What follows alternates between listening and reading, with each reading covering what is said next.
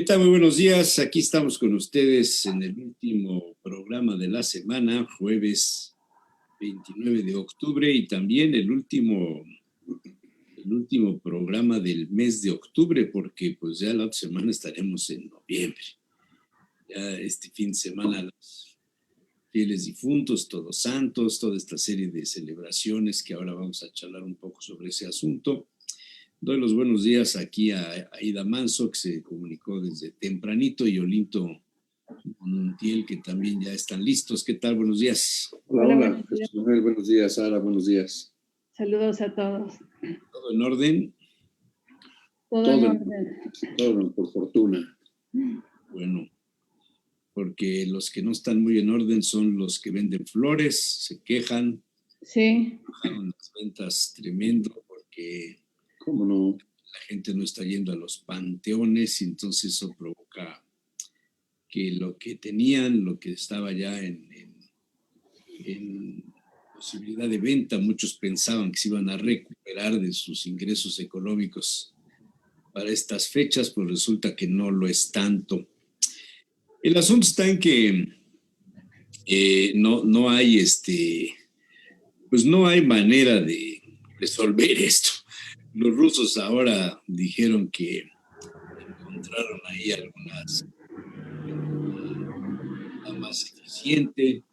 Moderna también ya dijo lo mismo. En fin, hay muchos anuncios, pero hay pocas realidades. Así es que, pues esperemos, hagamos votos porque todo salga bien y que pronto tengamos noticias que las cosas pueden mejorar. Una de las celebraciones más importantes para la sociedad mexicana, prehispánica y de la conquista, tiene que ver, entre otros asuntos, con el recuerdo de los muertos. Un asunto que ya los cronistas en el pasado, los que relataron los hechos históricos, verdaderos, ciertos, falsos, inventados, lo que ustedes quieran, pero lo que está escrito y los relatos de los pueblos pues, originarios hablan sobre este culto a los muertos. Por eso es que la fiesta de los fieles difuntos y de Todos Santos al pueblo mesoamericano le pegó tanto. Además de esto, nosotros aportamos algunos componentes maravillosos como las ofrendas. Si bien las ofrendas no son exclusivamente de Mesoamérica, las hay en muchas culturas, desde la creación, desde la fundación, desde que surge la civilización en la zona de Persia, de Irán, de todo esto, había ofrendas a los dioses, ofrendas a los emperadores, ofrendas. Pero nosotros le aportamos ingredientes maravillosos como la comida típica de la época, el dulce de calabaza, los platillos típicos que el puertito comía, y las flores, la flor de cempasúchil, que hoy puse una por aquí en el fondo, la flor de cempasúchil que es tan característica del paisaje de los campos mexicanos, ¿no? Y sobre todo nosotros en Puebla, que tenemos la ventaja de un clima maravilloso en Atlisco y que se ha convertido esta región en las productoras, si no es la que más importante de esta flor, junto con la otra flor de muerto que le llaman, que es una moradita, no sé si sepa el nombre, yo siempre he dicho flor de muerto. Bueno, ya no hablemos de la gastronomía, los panes de muertos, los salados, los de manteca, las hojaldras, los rosquetes, las calaveritas de azúcar o de amaranto, los animalitos, muñequitos y demás de azúcar, etcétera, etcétera, los cirios, las velas, las veladoras, las fotografías. Todo esto que forma parte de la tradición mexicana y que se rinde culto en los días 1 y 2 en los panteones. Un asunto que ahora estará prohibido. No abrirán, es la medida que han ordenado. En algunos casos se está dejando esto a que lo decida cada presidente municipal. Pero si tomamos en cuenta lo que sucedió ayer en una de las fiestas que más fieles y peregrinos desata antes de la Virgen de Guadalupe, la de San Judas Tadeo en la Ciudad de México, pues no pudieron contener, la gente llegó, porque además es el santo de las causas imposibles, de los casos difíciles, y pues ahorita casos difíciles, vaya que los hay. Y seguramente tendrán que ver con la salud, con el dinero, con el empleo, etcétera. Entonces la gente se desbordó, tuvieron que llegar ahí las autoridades, cerrar la iglesia, bueno, salió a las calles con sus procesiones cargando sus santos. Y todo esto me hace pensar qué sucederá este fin de semana. ¿Podremos contener? ¿Cómo enfocar para los que están en confinamiento este asunto de la celebración de Todos Santos y los fieles difuntos? ¿Cómo lo ven ustedes? Doctor Gómez, buenos días también, ya está. Hola, ¿qué tal? Buen día. ¿Cómo lo ves bajo la óptica de la tradición, de lo que significan, digámoslo así, los usos y costumbres del pueblo mexicano, Olinto? Pues creo que es una de las conmemoraciones más arraigadas en la población mexicana. Como bien dices, en un sincretismo muy bello, muy interesante entre algunos aspectos que los españoles trajeron a América, y sobre todo, quizá lo más sobresaliente es este culto, este celebrar a los que ya no están acá, que ya están en el no recuerdo cómo se llamaba en náhuatl, no sé si es el Mictlán, Sí. en la zona de los que ya están del otro lado, y también su clasificación, porque ven que dependiendo de cómo murieron también era una conmemoración especial. Los que habían muerto en la guerra, los que habían muerto, las mujeres que murieron en el parto, en fin. Entonces es algo que curiosamente les llama mucho la atención, no obstante que, como bien dices, en todas partes del mundo hay una conmemoración especial a los que ya no están, a los que ya murieron, pero la forma en que se celebra en México es muy bella, es muy extraña para otras mentalidades, porque algunos dicen, ¿cómo es posible todo lo que hacen y que representen, por ejemplo, con calaveras, todo eso? Es muy interesante. Es que es algo único en México, y bueno, sabemos bien que hay poblaciones que se destacan por ello. Aquí en Puebla, no vayamos muy lejos, está esta zona adelante de Atlisco, ¿cómo se llama? Se me olvidó. Huaquechula. Huaquechula, con sus ofrendas monumentales, que de verdad... Ahora no las habrá. No, pero yo creo que los que murieron en este año, sí, las familias de manera muy doméstica lo celebrarán, pero sí son impresionantes las ofrendas. En Huaquechula se pone ofrenda al muerto en el año. Al muerto en el año, por eso decía los que murieron en este año. Este año a ese se le pone, pero siempre se recibe a la gente, es parte de la tradición, que todo mundo que llega visita la casa de y le dan su atole, le dan su punchi, las casas donde todavía se hace esto, y su mole, que en algunos casos también, o su rosquete, su pan.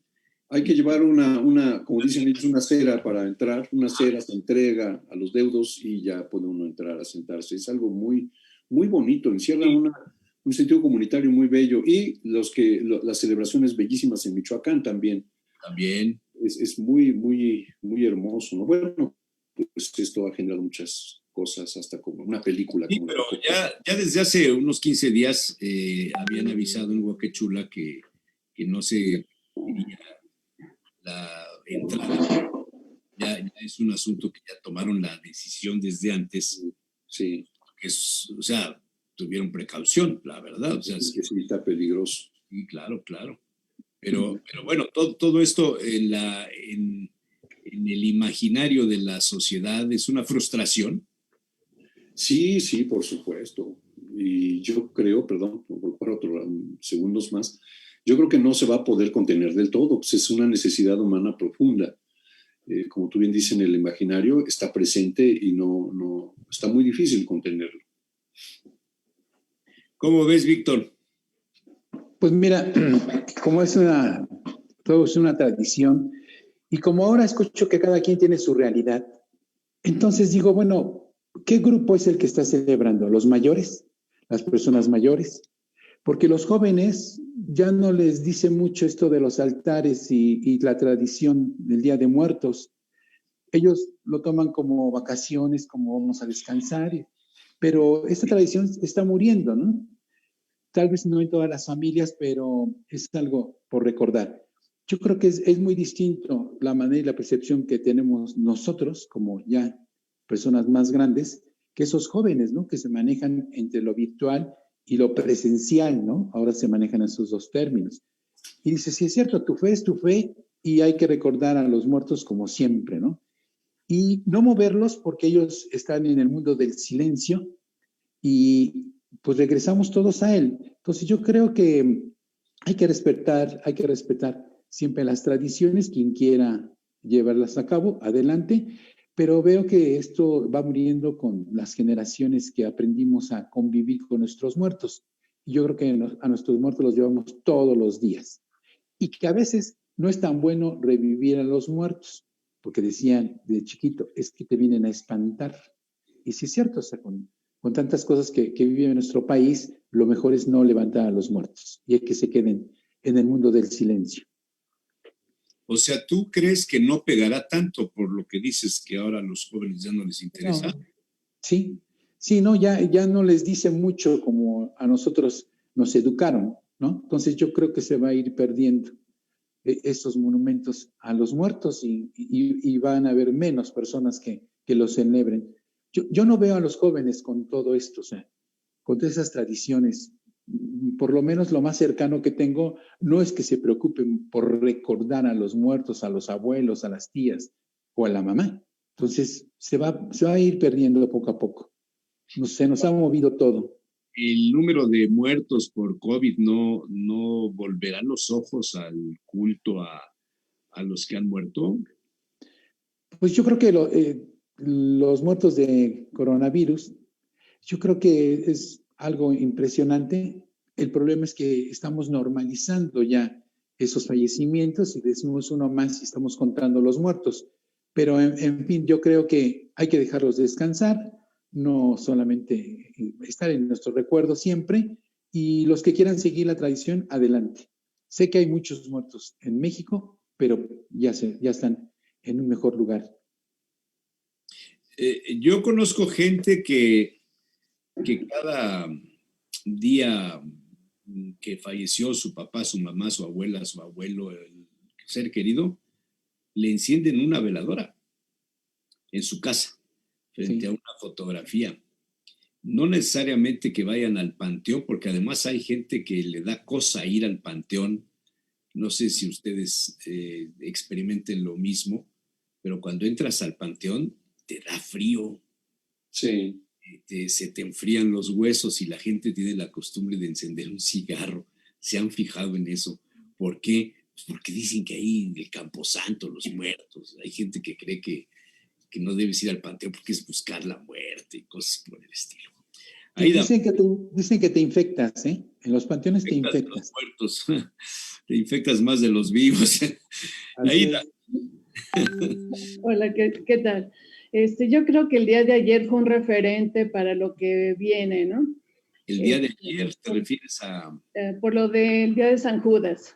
Ajá, sí, en la Ciudad de México, sí. Sí, pero además no hay que olvidar que en muchas poblaciones empieza desde el 25 o el 28 de octubre las festividades del Día de Muertos. No es nada más el 2 de noviembre. No, ajá, efectivamente. De hecho, ayer que fue el día de San Judas, tenemos que es el día en el que se conmemora a todos los que mueren por algún tipo de accidente. Uh-huh. Esto es, por muerte violenta, son las dos cosas que se consideran. El día de hoy tenemos a los que mueren ahogados.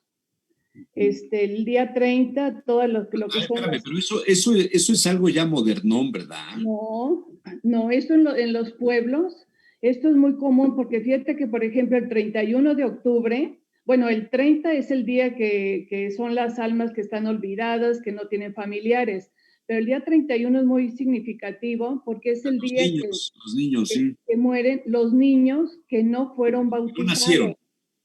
que nacieron, no, sí nacieron, pero no fueron bautizados, porque no dio tiempo, porque mueren al momento de nacer, porque nacen muertos, cualquiera de estas cosas, pero... Yo como López Obrador tengo otra información. 7 de octubre es el de las mascotas. Les hacen las ofrendas a los perritos, los gatitos. Hoy, como tú dices, a los que mueren por cuestiones de violencia, ¿no? Y se acostumbra a poner los ahogados, ¿no? No, violencia de forma repentina o accidente, puede ser ahogado. Se pone una veladora y una flor blanca. A las mascotas se les coloca agua y algún alimento de lo que comía la mascota. Hoy, a los ahogados, hoy tienes razón. El 30 se le pone una veladora y se coloca un vaso de agua para las almas olvidadas. Los solitarios. Los solitarios. El 31, los niños que están en el limbo, que no fueron bautizados o que no nacieron, así dice. Y el 1 de noviembre a los que fallecieron durante su infancia, y el 2 a todos los difuntos, adultos o no, abuelos, bisabuelos, ñoños, etc. Sí, a eso iba yo, que cuánta gente le ha muerto a sus hijos porque no pudieron bautizarlos y entonces se fueron al limbo. Y después, ¿qué pasa con esto? Después desaparece hace poco, no recuerdo exactamente la fecha, desaparece el limbo por un decreto papal. Entonces, esto también causa un gran dolor, porque entonces, ¿cómo estabas llorando por alguien que no había ido ni al cielo, ni al infierno, ni al purgatorio, sino a un espacio medio metafórico ahí que era el limbo y que ahora ya no existe? Entonces, esto yo creo que sí causó mucho problema, pero bueno, eso es tema de otra cuestión. Lo importante, por eso te decía yo que hay lugares en que empiezan desde el 25, porque efectivamente empiezan con los animales, otros el 28. En fin, yo creo que lo importante de todo esto es que está muy arraigado todavía en gran parte de la población. Si bien es cierto que no es en todos, pero es un día sagrado. El 2 de noviembre es un día sagrado en México. Aparte del Halloween y todo esto que nos ha invadido, pero la tradición del 2 de noviembre sigue siendo algo que se conserva de diferentes formas, quizá modificando las tradiciones, pero es algo que va a ser muy difícil. Yo la verdad lo veo muy complicado para la gente que cree que de veras ese día viene su ser del otro mundo, del inframundo, mejor dicho, y viene a comer aquello que tú le estás ofreciendo.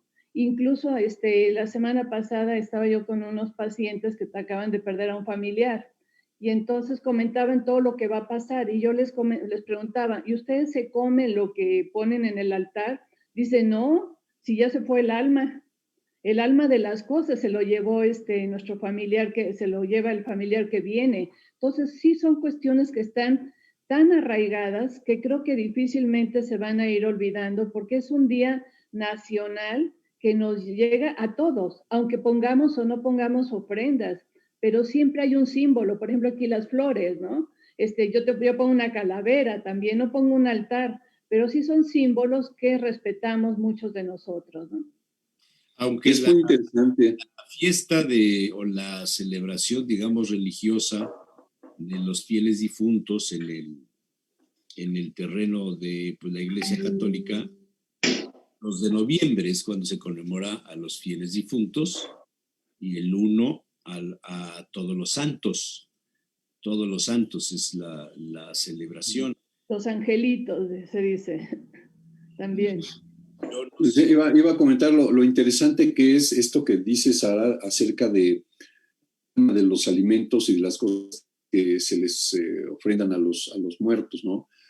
Porque mucha gente asegura en este pensamiento mágico maravilloso, que no por ser mágico no tiene elementos reales, el hecho de que cuando le ponen el mole, le ponen lo que le pongan, se le va yendo su sabor, porque cuando recogen ya la ofrenda, dice, uno puede probar el mole y ya no sabe a nada, prácticamente perdió su sabor.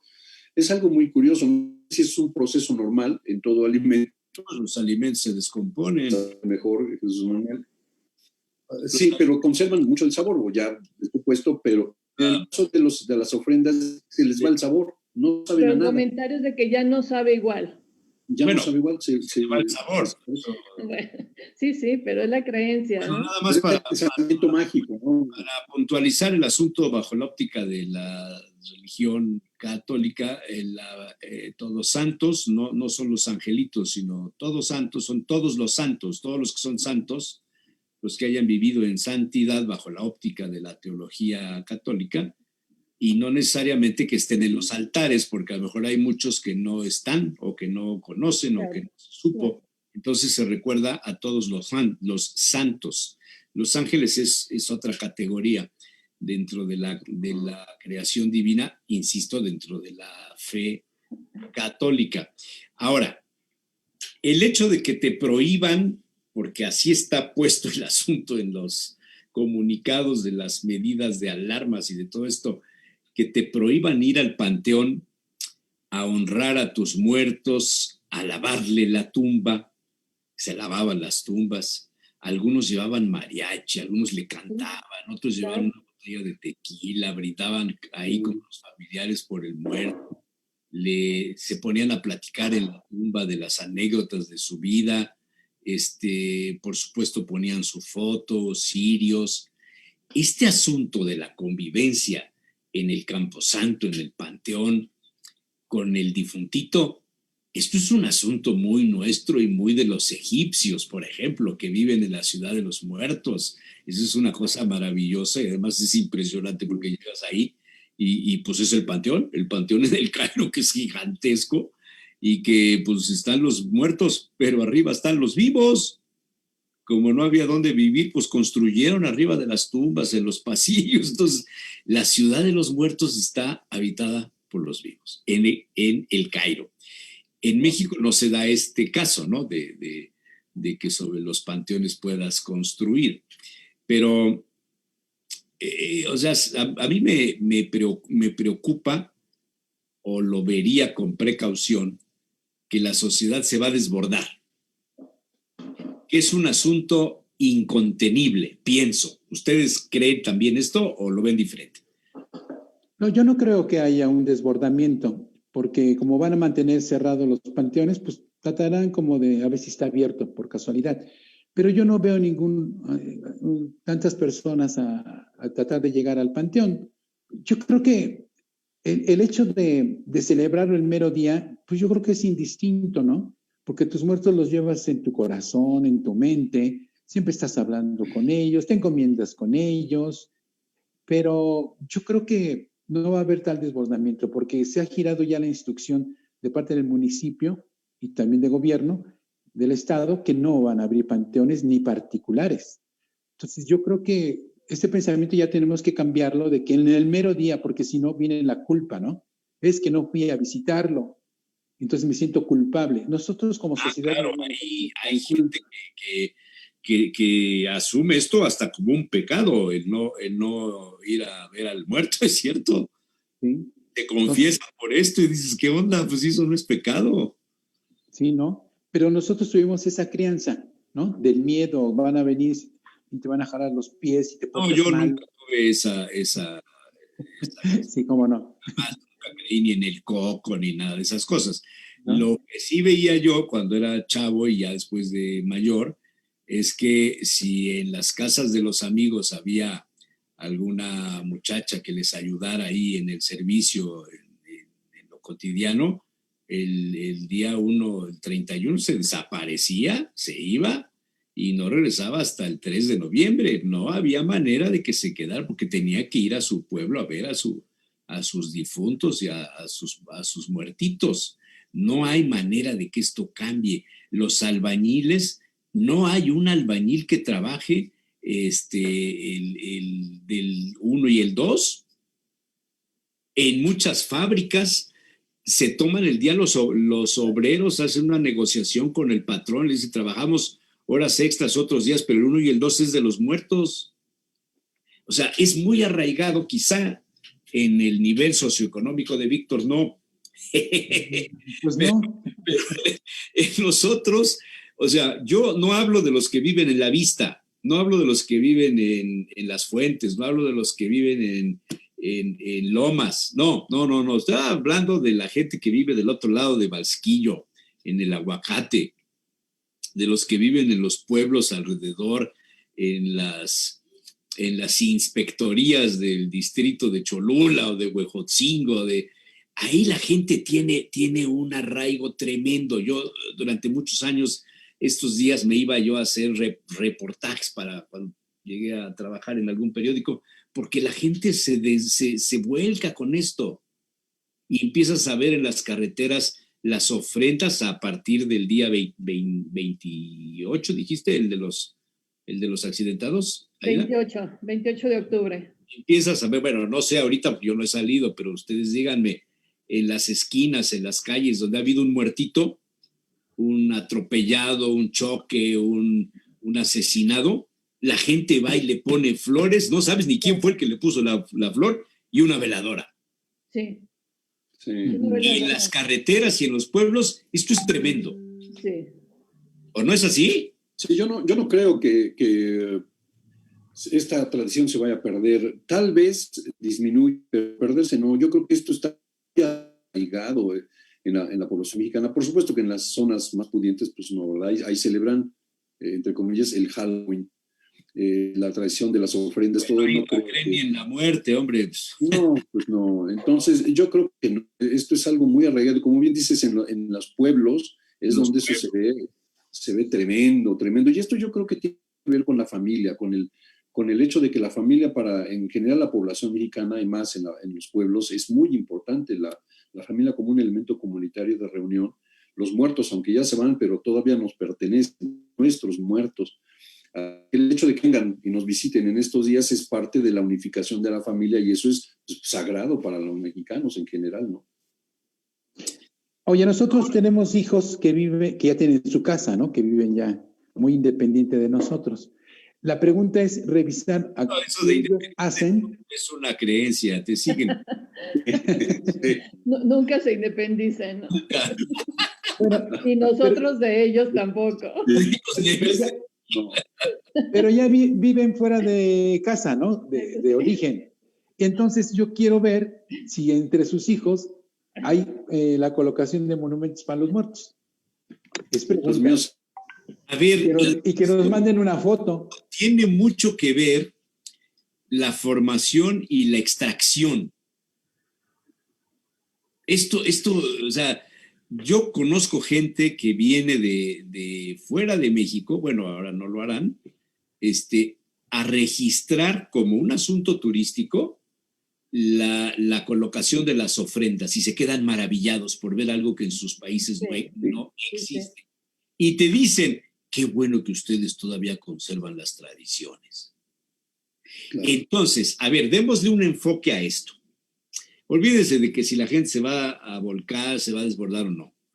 ¿Hasta dónde debemos de tener esta coherencia, ser coherentes, o sea, saber conservar la herencia y transmitirla de tradiciones como estas? ¿O es un atavismo? ¿Es una regresión? No. No, yo creo que más bien es un proceso de identidad. Es una manera de reafirmar o de buscar o de incentivar nuestra identidad. Por ejemplo, a mí tú me dices el Halloween, en mi vida he ido a un Halloween y si me preguntan qué es, yo lo que no lo sé definir. Yo tampoco, ¿no? No significa nada. No significa nada para mí. No, ni para mí, ni para muchos. No. Quizá para mi hija sí, porque ella pues estudió en otro país, en fin, quizá algo, pero para mí, nada. Pero fíjense que esto es interesante porque el Halloween ha arraigado mucho en los jóvenes, en los adultos no, en los jóvenes. Pues, fueron a estudiar a Estados Unidos. Sí, no, pues sí, pero además por la televisión que es muy, con una visión muy anglosajona, etcétera, etcétera, ¿no? Pero no, yo creo que la tradición, la relación de los muertos es algo, insisto, muy arraigada en nosotros. Pero hay un apunte aquí interesante. Fíjense que la celebración se da principalmente en la población católica, porque ya no en las religiones cristianas, luteranas, eso ya no ocurre. En ninguna familia de corriente cristiana luterana se da la celebración, nunca vas a encontrar una ofrenda. En cambio, en los católicos sí. Entonces, ni en los testigos de Jehová, ni en los adventistas, ni en los metodistas, en esas familias no hay ninguna ofrenda. Los testigos de Jehová no se celebran estas fechas. Que yo sepa, no, que yo sepa, no, en absoluto. Y en las otras denominaciones tampoco, pero en la católica, que todavía sigue siendo grande, sí. Sí, yo creo que y por ejemplo, si nos vamos también católica. Más sí, sí. Pero y es que aparte los seres humanos somos ritualísticos, ¿no? Somos ritualísticos, nos gustan los rituales, le da coherencia al ritual, le da coherencia a la comunidad. Entonces, por eso es otro elemento por el cual no creo que esto pase. Va a seguir. Sí, bueno, independientemente de este asunto de la pandemia y eso, o sea, sí. La humanidad se ha sobrepuesto a las pandemias históricamente, o sea, sí. Quiero pensar que la gente que llegó al Nuevo Mundo trajo la viruela, los mesoamericanos no conocían de esto, y seguimos aquí. O sea, ahorita nos pega mucho por la cantidad de información que hay. Seguramente habrá gente que diga, sí, no puedo ir a Europa este año. Es que hay gente que en su vida ha ido a Europa y hay generaciones enteras que nunca han podido viajar a Europa ni a los Estados Unidos, ¿no? Entonces, pues tampoco es un asunto de primera necesidad que tengas que ir. Creo que también hay que adaptarnos a que las cosas no son eternas, a que la inteligencia de la humanidad es de tal tamaño. Y mira, ¿hace cuántos años se hablaba del VIH? Y todo, bueno, hubo demandas contra un hotel, ¿no? En los Estados Unidos, en Las Vegas, porque alguien se contagió y dijo que se había contagiado en la alberca. Me acuerdo, hace muchísimos años. Hoy día el VIH es un asunto como, pues quizá no tan serio como un cáncer, pero es como un cáncer de mama, vamos. Lo descubren a tiempo, pues lo tratan y ya. Y la gente se muere, sí, pero de otra cosa, no se murió del VIH. La sífilis. Y lo mismo va a pasar con esta. Lo mismo pasa, creo yo, dentro de, quizá no mañana, quizá no en el 2021, quizá no lo veamos, pero algún día se va a superar. Bueno, pues superamos la peste. Superamos la peste. Bueno, si superamos al PRI, oye, ¿qué más puede pasar? Por 60 años. Pero ya está reviviendo el PRI. No hay mal que dure 100 años. Y le contestaba el otro, ni pueblo que lo aguante. Oye, pero ya está reviviendo el PRI. No. No, tú vas a revivir.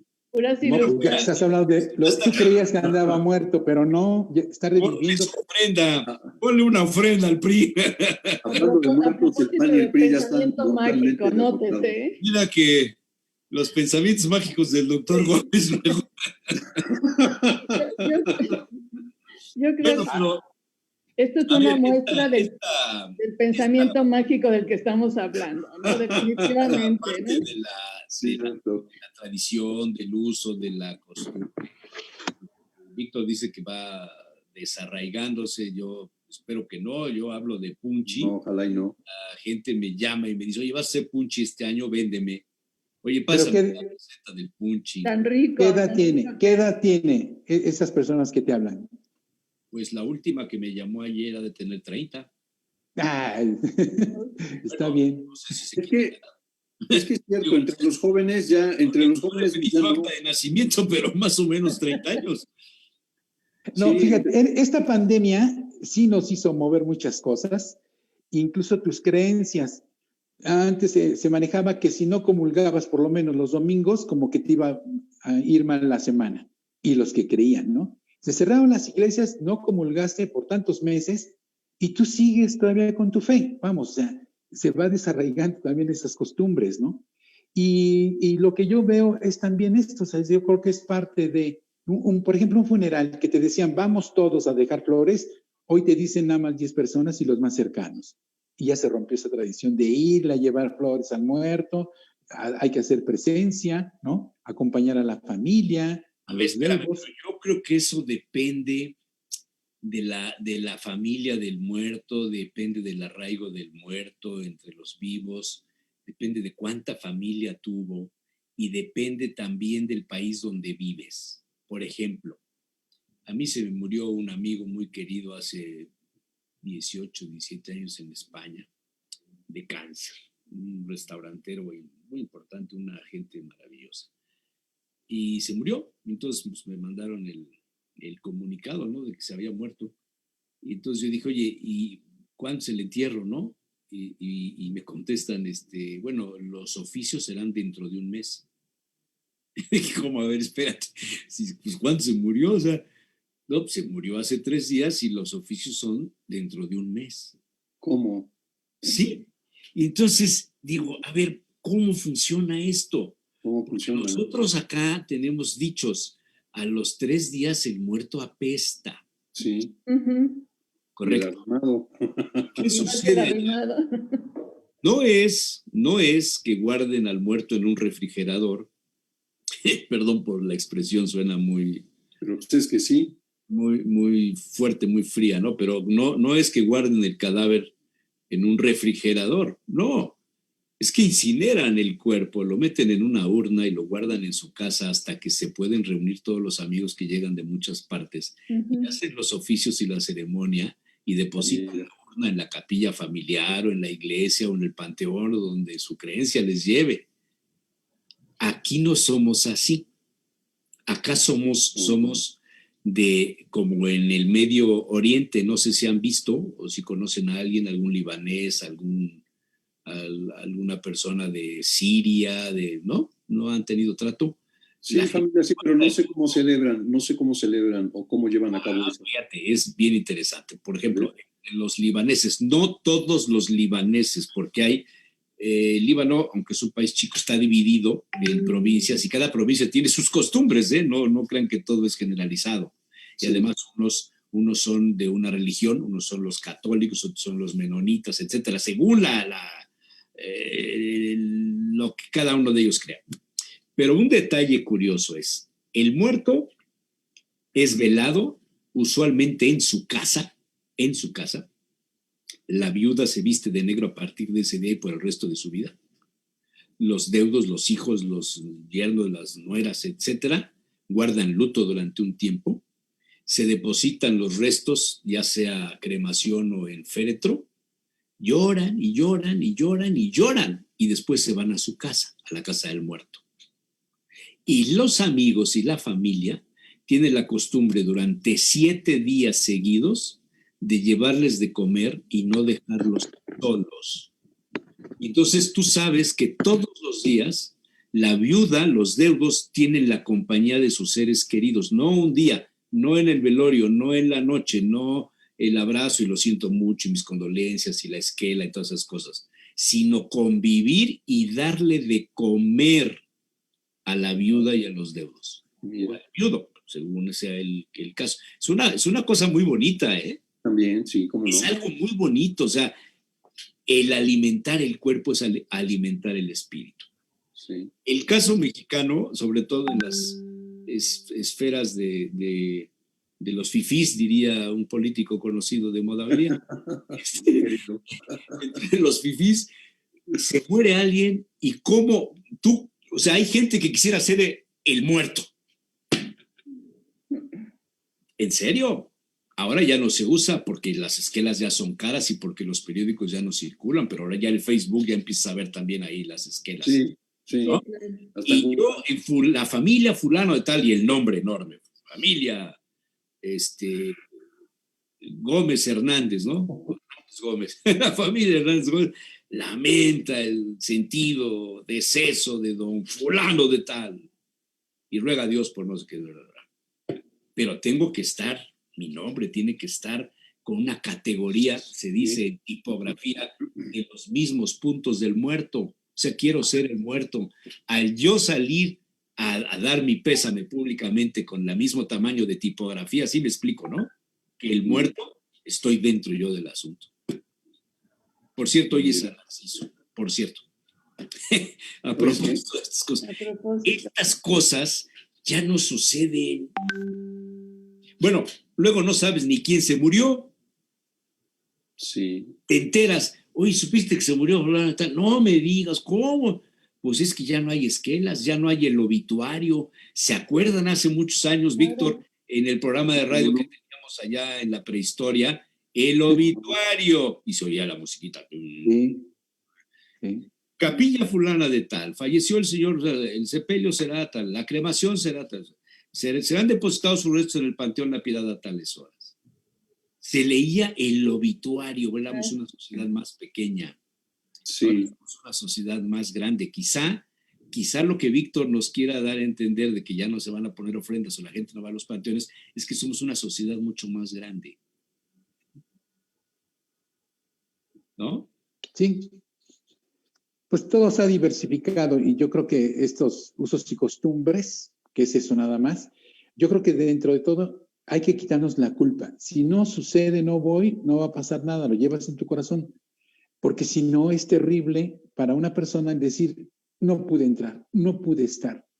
Entonces esa culpa yo creo que sí hay que irnoslas quitando. Por eso decía yo que al principio esta parte de la pandemia nos ha ubicado y te ha hecho pues más coherente, más responsable y ha afianzado más tu fe sobre tus creencias, lo que tú creas. Pero siempre lo han manejado a través de la culpa. La iglesia, decía yo hace rato, que si no comulgas los domingos por lo menos, entonces ya andas mal, ¿no? Y dices, pues ya pasó tiempo y no comulgué y no sucedió nada, pero sigo siendo la misma persona. O sea, sí hay que considerar esa parte, igual para los muertos, ¿no?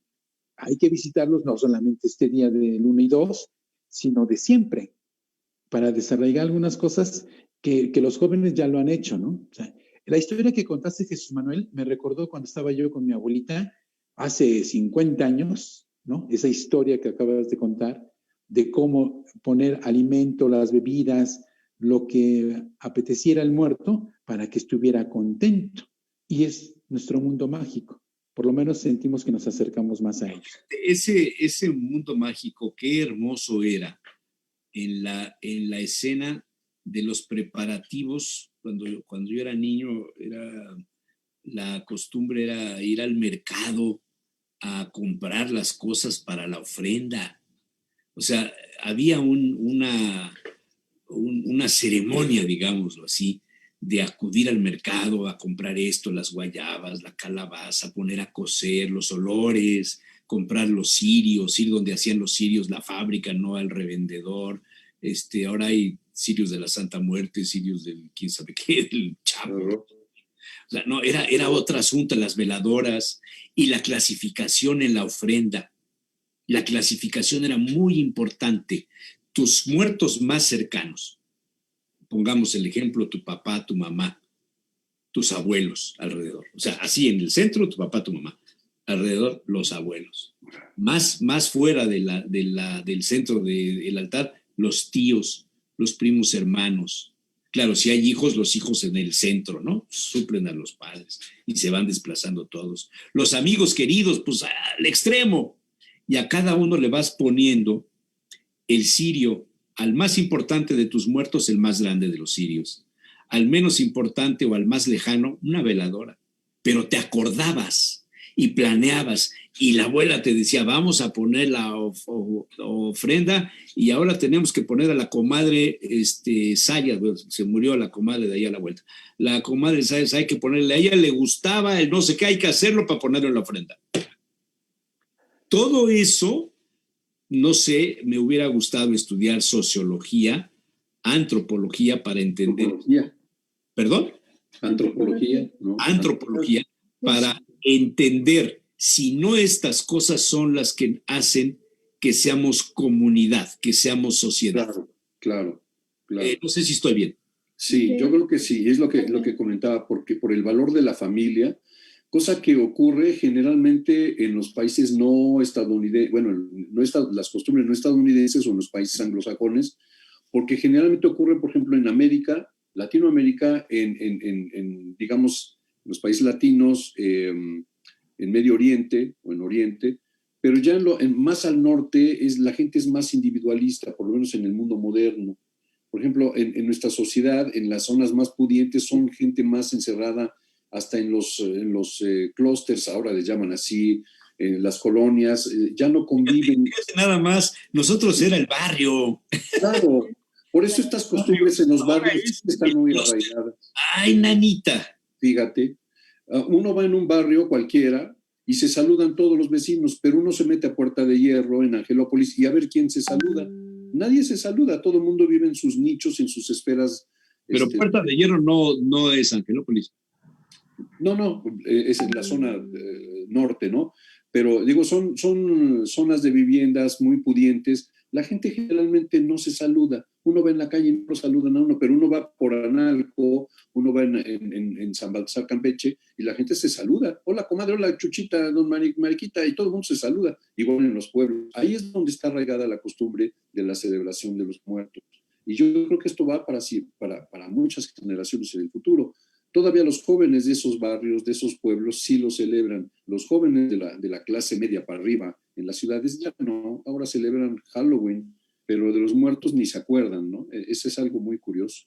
¿Te has dado cuenta? Yo conozco gente que pone en su casa los arreglos del Halloween en toda la casa como tradición y después pone los de Navidad. Haga usted el favor. O sea, compras la colección de arreglos para unos y otros. O sea, son otras costumbres.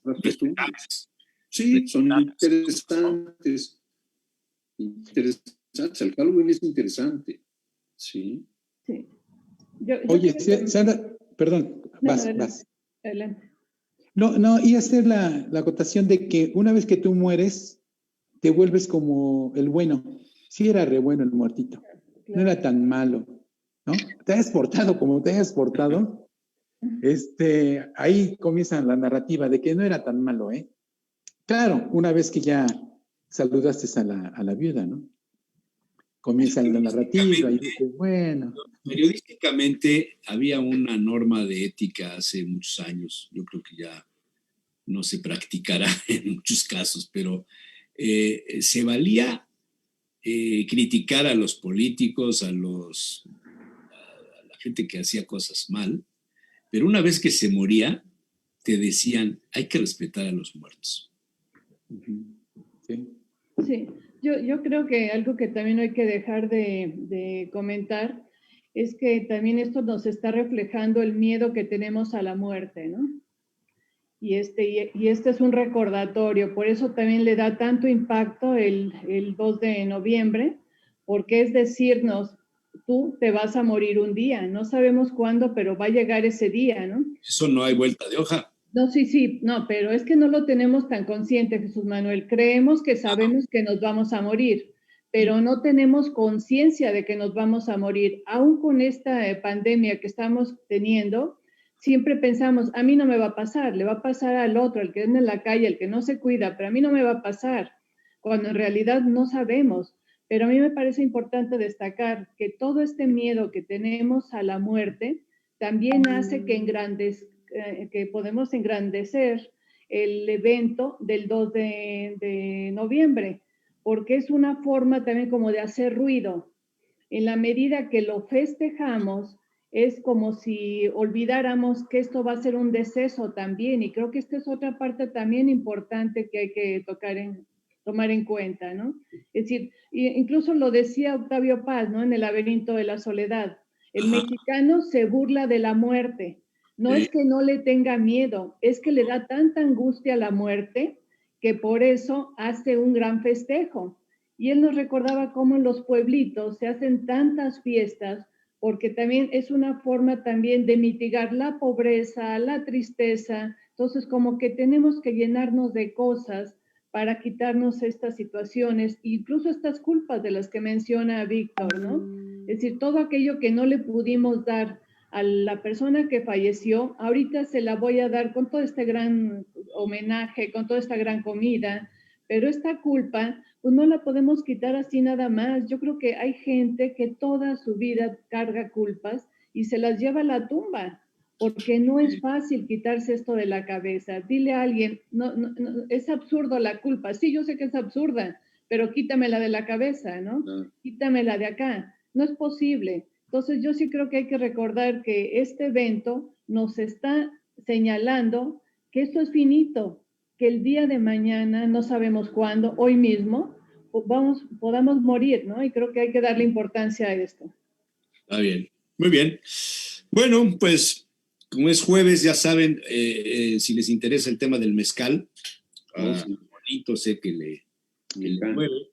Hoy sí, voy a mí también. Voy a tener una participación del presidente de la Asociación Mexicana de Sommeliers, Víctor Absalón López, de Zacatlán, Puebla, pero bueno, ahí nació, pero ha triunfado a nivel internacional y es un hombre con grandes reconocimientos en cuanto a su preparación como sommelier. Y hoy le pongo, no sé si fueron 4 o 5 mezcales, y para probarlos y para que nos vaya explicando el método, cómo saber si es bueno el conocer. Lástima que no los puedan probar, pero bueno, hablamos de mezcales, entre otros el mezcal poblano que le hicieron la publicidad de que era el mejor de México y que no está malo, pero llegamos a la conclusión de que no hay elementos de jurado, de nada para decir, para tener esa afirmación. Sin embargo, bueno, pues es una forma de mercadotecnia.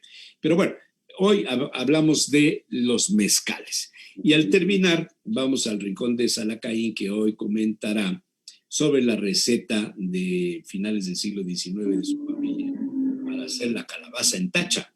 Ay, qué rico. Este platillo tan famoso que se hacía en los ingenios de Izúcar de Matamoros, ahí se hacían en las pailas, se metían en los, donde está la melaza, se metían los tompiates, eran como unas canastas, adentro iban las calabazas y se cocían dentro de la melaza, y de ahí viene parte de esta receta de la calabaza en tacha.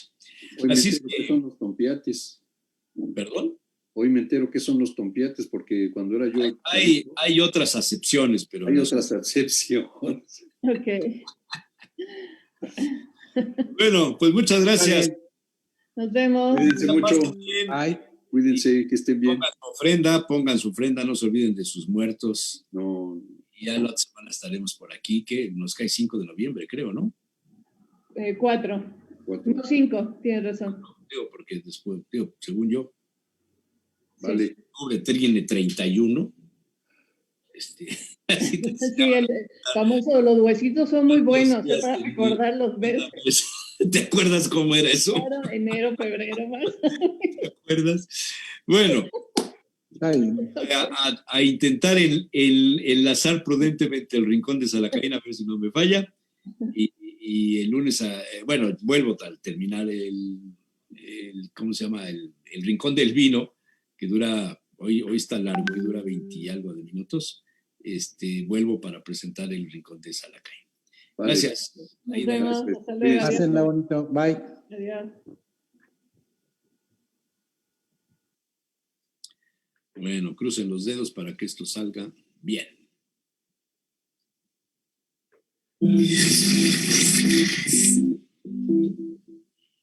Aquí estamos con don Víctor Absalón López a mediana sana distancia. Vamos a echarnos nuestros... Pero ahí tengo el spray. Pero es que también el spray te contamina las copas, todo, ¿no? Claro. Vamos a reanudar estos programas del Rincón del Vino como los hacíamos hace muchos años de manera presencial, con vinos, con cosas. Y hace unas semanas le comentaba yo a mi querido amigo sobre la divulgación de un mezcal poblano, se llama 60 Fierros, entre otros, del sureste de la zona entre Tehuacán y Oaxaca, que ganó en una cata ciega, me dicen. No tengo mucho testimonio de que haya sido ciega ni tampoco después los jurados, lo confieso, no conozco a profundidad quién la organizó, ni cómo se organizó, ni nada, pero dijeron que era el mejor mezcal de México. Y entonces me costó algo de trabajo conseguirlo, no fue fácil.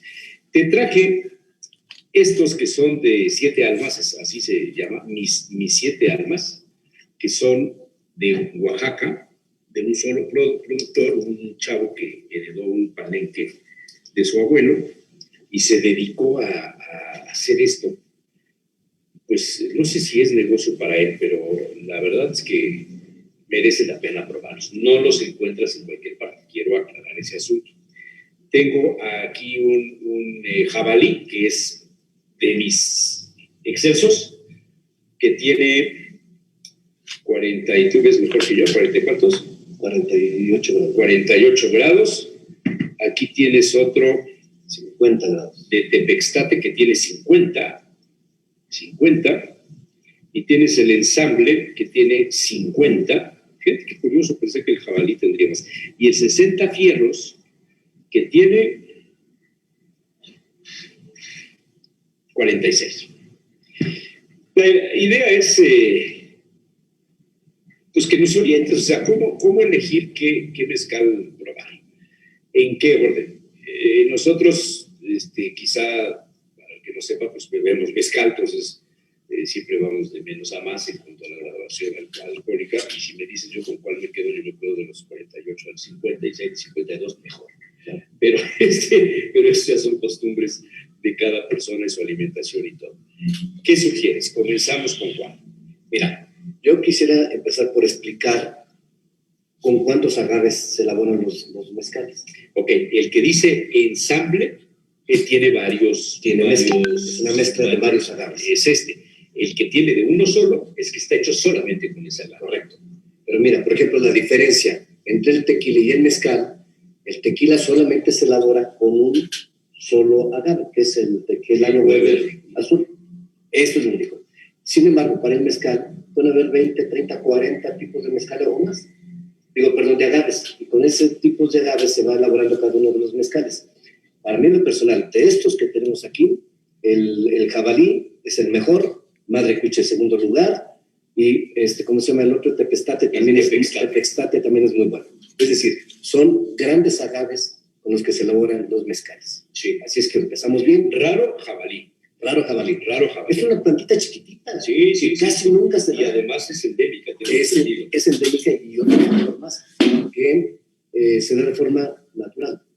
Es decir, silvestre. Ah, qué bonito. No se Gracias a los murciélagos, que es un detalle muy puede ser. Exactamente.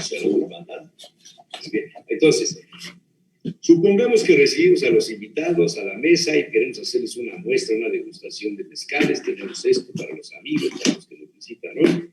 ¿Con cuál empezamos? Aquí es una pregunta muy interesante por dos razones. Podemos empezar por el grado de alcohol, que es el menor, de menor a mayor, Por la fuerza del agave. Por la fuerza del agave, por la destilación que tiene. Pero también la fineza de los agaves. Entonces hay dos formas. Podríamos empezar por cuál tiene triple destilación y cuál tiene doble. Ándale, ese es un factor muy importante. En doble destilación, el perlaje es importante. Mientras más tarde el perlaje, más fino es. A este le falta vacío. Pero sí se mueve. Bien, entonces en función. Y se va desapareciendo lentamente. Entonces, estos agaves que estoy mencionando, el Madre Cuiche, el jabalí, el Tepextate y la mezcla del 7 almas, son con los que se elaboran los principales mezcales. Pero esos son agaves finos.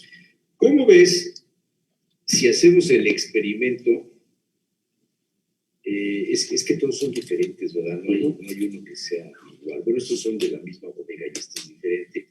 Pero si quieres, por sabor, a mí me gusta más el jabalí. Se me hace más interesante, pero por la graduación de alcohol, los dos últimos, ¿no? Sí, no, porque es el que menos grado de alcohol tiene. Sí, por eso la graduación es esta, la más alta, este es el de menos, y este es el que va más o menos igual. ¿Quieres que probemos primero el jabalí o quieres que probemos el 60 fierros? A ver, fíjate, yo sugiero lo siguiente. Primero, probar un 7 almas, después probar el 60 fierros. Y después ya seguir con los otros dos, porque son... Entonces, ¿quieres que arranquemos con el jabalí? Con el jabalí. Sí, ponles un ladito. Mandé pedir un aperitivín, dirían, para acompañarlo. del guasmole de caderas. Lo vi. El guasmole de caderas va a ser padrino del guasmole de caderas. Voy a servir un poquito Sí, porque así que esto es bastante razonable. Sí. Y fíjate, voy a dar un dato, Jesús Manuel. ¿Cómo se cata un mezcal? Me parece muy bien. No se cata igual que un vino. No se puede. ¿Por qué? Porque tiene 49, tiene 50 grados de alcohol. Sería imposible. Te quemaría la boca si lo hicieras como lo haces con el vino. Lo primero que se tiene que hacer es meter un dedo en el mezcal. Aunque no te hayas lavado la mano. Bueno, ya tiene 3 días, pero sí. Entonces lo pones aquí en tu piel, lo frotas, y lo primero que tú tienes que oler es a ver el tipo de agave que tiene, y si es que tiene algo de, ¿cómo se llama?, de barrica, Lo vas a notar. Así es. Ahora, a mí me lo enseñaron al revés. Antes de servirlo, lo volteas y la... Tú te lavaste la mano. Hoy en la mañana. Pero no he saludado políticos, ahí se quedó el riesgo. En la palma de la mano, lo que te queda del líquido de la boca, y frotando. Okay. Y entonces, qué bruto, esto está maravilloso, qué cosa más rica. ¿Qué es lo que Aquí hay humos, aquí hay frutas. Mira, Caray, qué descubrimiento, jabalí. Lo que estamos haciendo es quitándole la agresividad del alcohol. Sí, claro. Entonces le estamos dejando únicamente... Estás quemándolo, el alcohol. Quemando el alcohol para que el perfume que tienen los agaves, ahí lo percibas. Con este calor de tu mano. Entonces, de las dos formas está muy bien. Me parece muy bien. A ver, transparente. Sí, totalmente transparente. No tiene maderas hechizas, no tiene jarabes, no tiene reservas, no tiene nada de esas cosas que a mi juicio no deberían existir. Pero hay gente que así es como le gusta y respetamos los gustos de cada quien. Esto está como debe ser. Claro. Y otro tema que es diferente al tequila es que aquí se cuece, se tiene la producción de la piña, o sea, del agave, en un hoyo. Sí.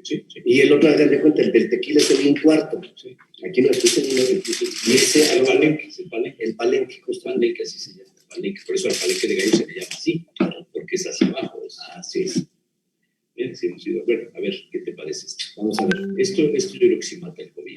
Eso sí, claro. Esto mata hasta nosotros si excedemos. Qué cosa más maravillosa.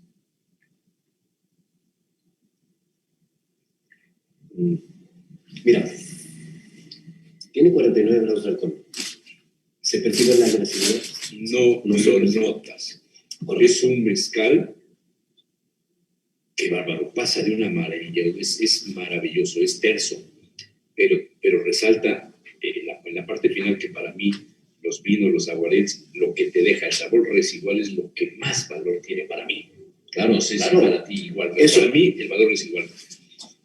Qué bárbaro. Eso se llama persistencia gustativa en términos de vino. Entonces, si persiste mucho el sabor, es un buen mezcal. Y no es agresivo en alcohol. Nada. Y aparte, se queda mucho tiempo el sabor después de haberlo tomado.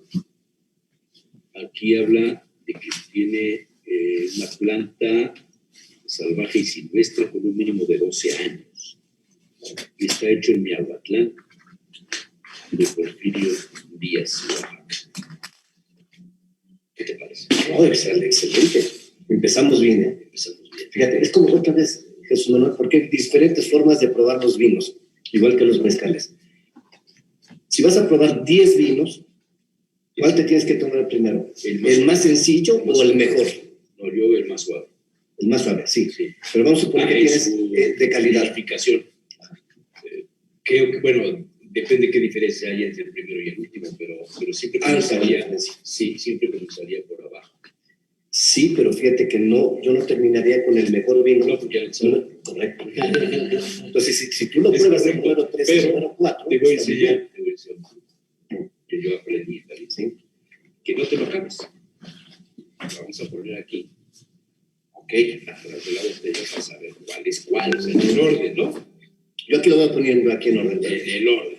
En este orden. En el orden. Ajá. ¿Cuál sugieres? Ahora sugiero te dije el mezcle El ensamble. El ensamble, sí. Ensamblaje es Este que son varios mezcales. me gustó. Varios agaves. Fue el primero que yo conocí. Mira qué bonito. Fue el primer, yo que también tiene doble, porque No, ninguno tiene que decir. dos. Sí, y no lo dice, fíjate. Lo que es que cada botella está numerada, tiene el año de producción. Eso es un Eso qué factor tan de calidad. importante es. Es muy importante. Porque cuando llegas a la tienda, al supermercado, o a los negocios especializados en las bebidas, te venden el que más les deja, ¿no? Sí, te sugieren el que más les deja. Claro. Y yo siempre pregunto, ¿y qué lote es y esto y lo otro? Porque eso es muy importante para definir un mercado. Fíjate, vamos a ver otro. Todos los mezcales que tienen datos para saber cuándo un mezcal es de buena calidad. Debe de decir el maestro mezcólatra, es decir, quien elaboró el mezcal. El grado de alcohol que es obligado, tipo de agave, cuántas botellas se produjeron. Todos estos factores. El lote, el número de lote. Estos factores. Dice lote 002, de calidad. botella 191 de 300, se elaboró en el año 2018, ensamble de Espadín, Tobalá y Madrecuich. Está hecho con tres Diferentes procesos. Ensamble del séptimo rango se llama así y tiene 50 grados de alcohol. Entonces, ¿esto qué es por qué nos da la seguridad de comprar un mezcal de estos? Porque sabemos quién nos lo vendió, quién lo produjo, cuántas botellas produjeron. Sí. Si llegáramos a tener algún problema con eso, Sí. nosotros vamos a reclamar. Sí. Entonces, eso te da seguridad. Un tequila nunca te pones. No te lo pongo.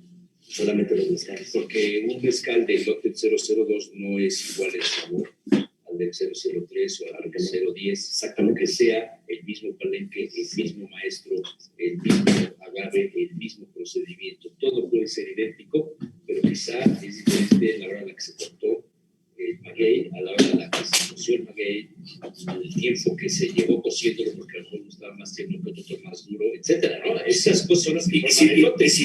Fue la primera, el principio de la destilación, Si es la destilación, o es la cabeza, o exactamente, sí. Pues son factores que te van Claro. diciendo. Cada botella es un mezcal individual. Cada botella habla. Cada botella Habla. Sí, tú. En cambio, un tequila, digo, no lo menos por eso, hay grandes tequilas, buenos tequilas, pero los tequilas se hacen de una forma más masiva, más industrializados. Entonces, ya no pueden llegar a tener este control.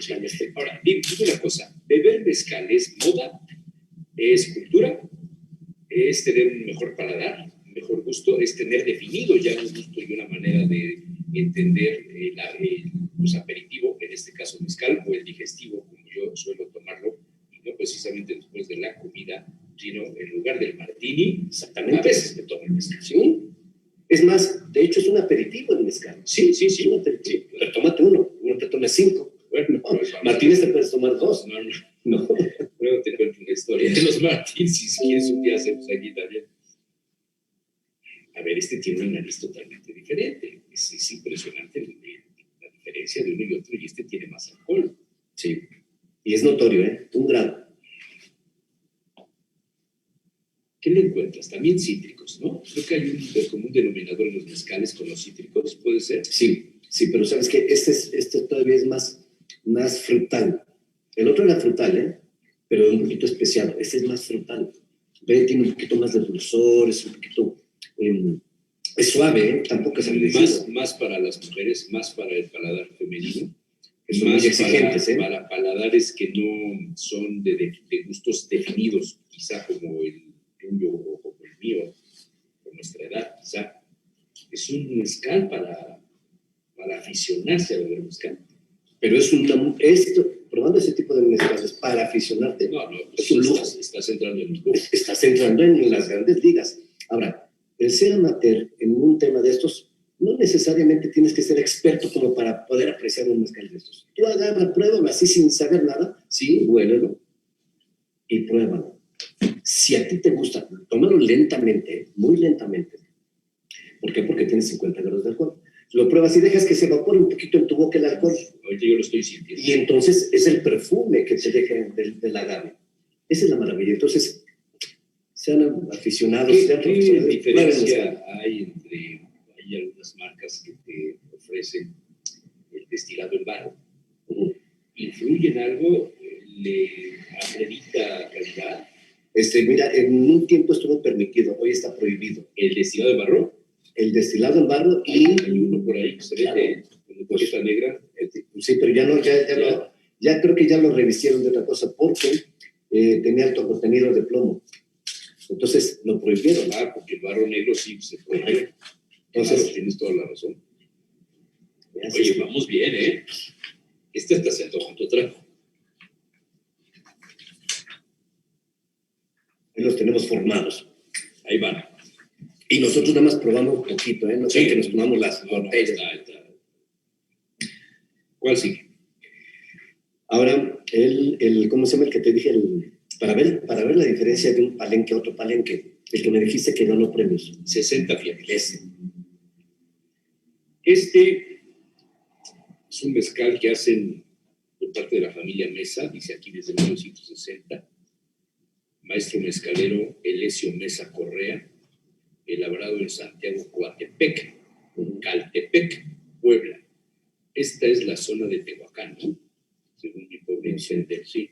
Ahí sí, no lleva tan... Tiene 46 grados de alcohol, está firmado por el maestro mezcalero, Madre Cuish, pero fíjate, sencilla su etiqueta. Muy sencilla y no nos dice tantos datos no nos como... Dice, ajá, exacto, no nos dice. Están mis almas, dije 7 almas, ¿verdad? Pero sí, mis almas. Mis 7 almas se llama. Mis 7 almas. El dueño tiene 7 hijas. Qué padre. Y entonces dice que como no le quería poner el nombre a una sola de esta, mis 7 almas son sus hijas. Por eso qué bonito, qué padre, qué buen detalle. ¿No? A ver. Bueno, vamos a ver la voluntad de este, si quieres. Sí. Cuando lo haces en una jícara, que es donde se parte el mezcal. Tengo jícaras, pero querías en jícara, te los hubiera puesto. O sea, a lo mejor una, después. Al final ahorita las... Y ahí llega a tener hasta 3 niveles de perlaje.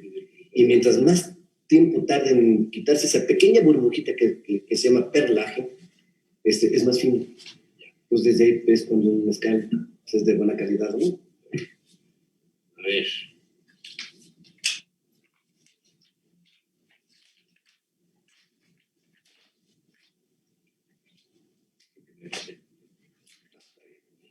Muy bien así. Mira, este tiene notas hasta florales. Herbal. Sí, claro. No de hierba seca, sino de hierba verde. Fresca, sí. Inclusive me da notas como de menta, de algo de jengibre, no sé, por ahí más o menos va, ¿eh? Es totalmente también diferente. Los 3, pero muy diferentes en nariz y en boca. Qué bárbaro. Vean la diferencia de él. Por la expresión, con buen ataque y una persistencia muy larga en boca. Que se quede un buen rato el sabor. ¿Fuerza de alcohol? ¿En el todo? No, un poquito más baja, no tan agresiva, no tan fuerte, ¿no? Esa no es agresividad, es fortaleza, no es tan fuerte. Eso creo. ¿Seguro? A mí me brinca mucho en la nariz el alcohol, pero bueno. ¿Qué crees? Sí, ¿eh? En boca sí. Sí. Sí. Pensé que iba a ser más bajo, pero no. Se siente más el alcohol. Preguntaría, ¿es un síntoma de si realmente tiene doble destilación? Aquí sería más bien, si tiene los 46 grados. Aquí dice 40 y... Sí, por eso están las gafas. Siempre ando haciendo el esfuerzo, pues traen los LEDs 46 grados. 46 grados. Me sabe más. Esto puede ser que tenga más grados de alcohol. Pero los impuestos, que claro, ese es otro tema que nosotros platicas, pero a mí me sale mucho alcohol. Sí. No sé si coincides. No estoy de acuerdo contigo. Sí. Yo daba que no, ¿eh? Por nariz dije que el alcohol no es tan agresivo. Porque al final el camino donde se comprueba es en boca. La cantidad de generosidad de alcohol.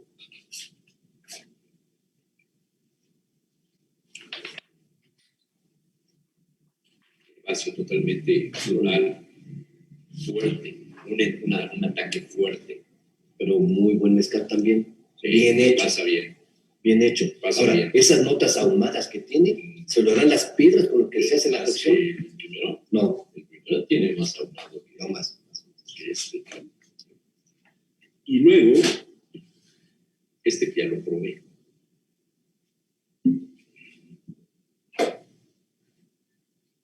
Ese también es generoso, en alcohol tiene 50, ¿no? Este tiene 50. Vamos a ver. La burbuja lo voy a quitar.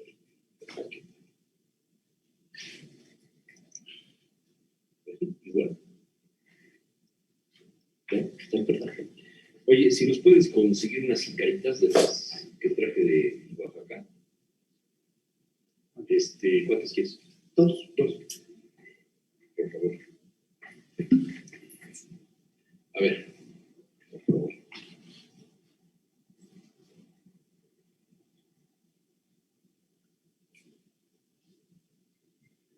¿Cómo dice el dicho? Para todo mal. Para todo mal, mezcal. Para todo bien, también. Y si no hay remedio, litro y medio. Así dicen los mezcaleros. Así es. Ahora, tú preguntabas hace un rato que el tema del mezcal si era snob, era ¿cómo se llama? Moda. Bueno, fíjate que hace, no sé, 50, 80 años, quien tomaba mezcal o quien tomaba tequila era la gente que se estaba en el campo a trabajar y llegaba y pues, no tenía más que para tomarse un mezcal o un tequilita, ¿no? Pero hoy día, tanto el mezcal como el tequila se han convertido en bebidas de las mejores mesas del mundo, ¿eh?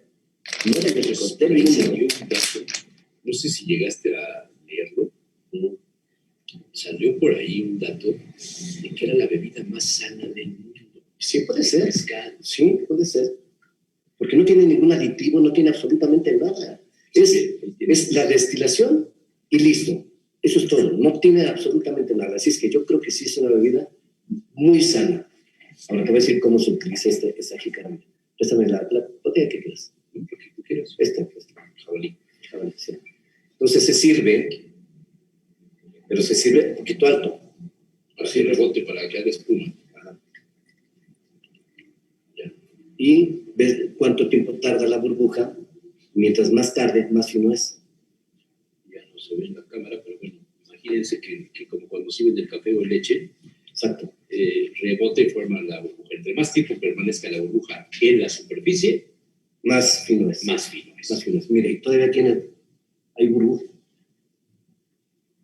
Claro, tiene burbuja. Lo podría hacer con esta. Exactamente. Mira, ve. Ah, caray. ¿Cierto?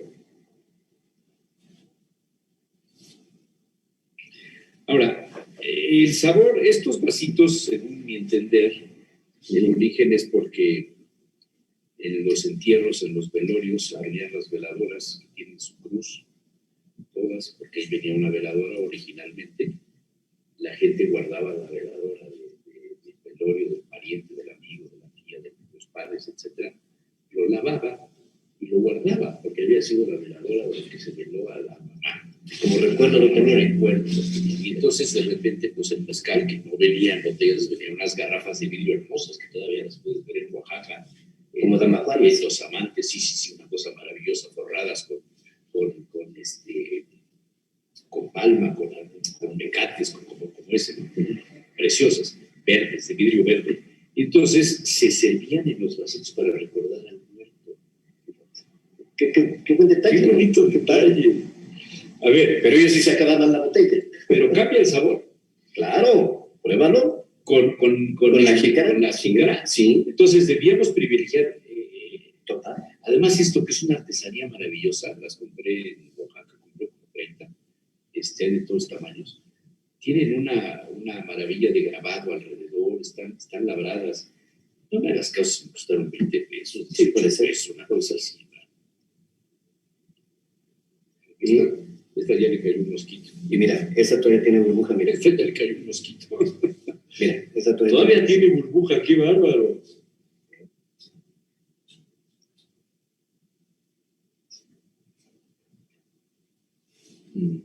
Hombre, Wow, es una maravilla. ¿Cambia o no cambia el sabor? hombre, le cambió radicalmente. Acá tengo todavía lo que es. Mira, primero, oye, qué cosa más Esto es tanto como... no, pero espérame. Tú tomaste el tuyo, yo tomé el Tepextate. ¿Sí? Prueba el Tepextate. No, ahí está. ¿Dónde está? Ese es el Tepextate. Yo me lo subí directo, sí.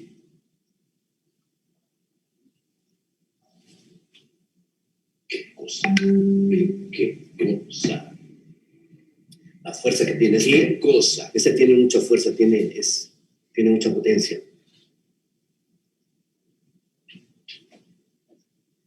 ¿Qué mezcales tan buenos los 4? Es más, fíjate, ahorita porque tenemos la oportunidad de entrada. Cualquiera de los 4, porque ahorita porque tenemos la oportunidad de elegir. Estamos probando los 4 al mismo tiempo.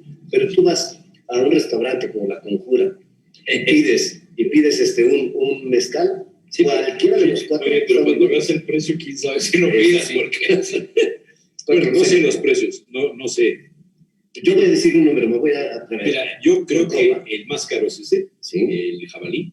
No, por copa no tengo la menor idea. La botella. Sí.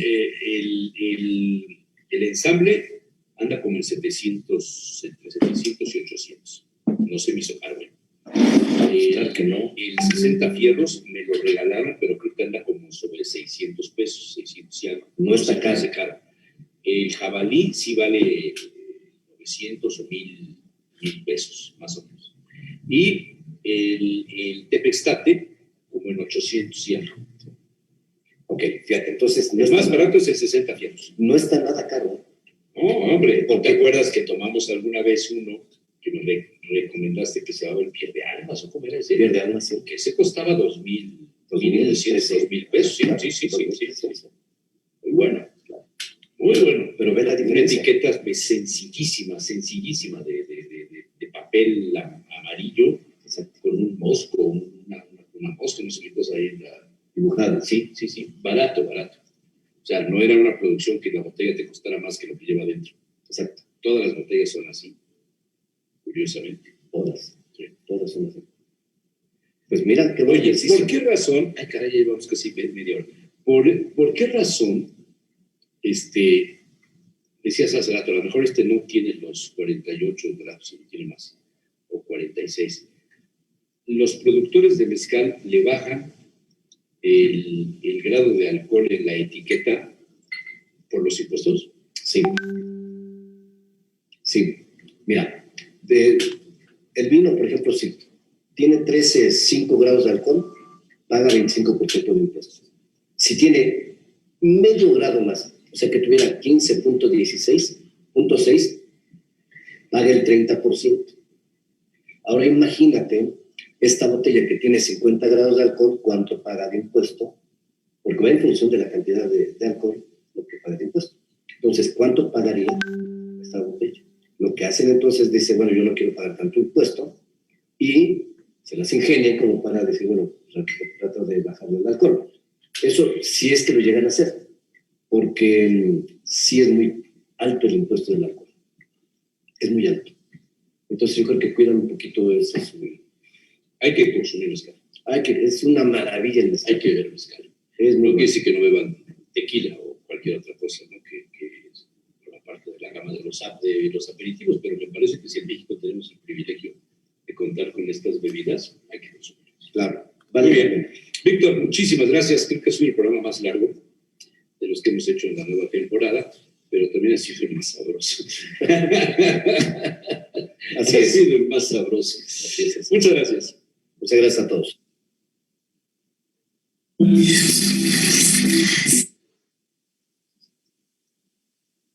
Bueno, pues ese fue el programa del Rincón del Vino, dedicado a los mezcales. La próxima semana el programa hablará de vinos blancos y vinos rosados. También haremos una degustación y daremos precios, más o menos, vinos muy accesibles. Y bueno, ahí estamos preparando algunos otros temas con Víctor Absalón. Y si ya estamos listos, Natalia, vamos al Rincón de Salacaín, que hoy, como les avisé hace rato, tocará el tema de receta de la calabaza en tacha, una receta de finales del siglo XIX. ¿Ya estamos listos? Pues adelante y nos vemos el próximo lunes.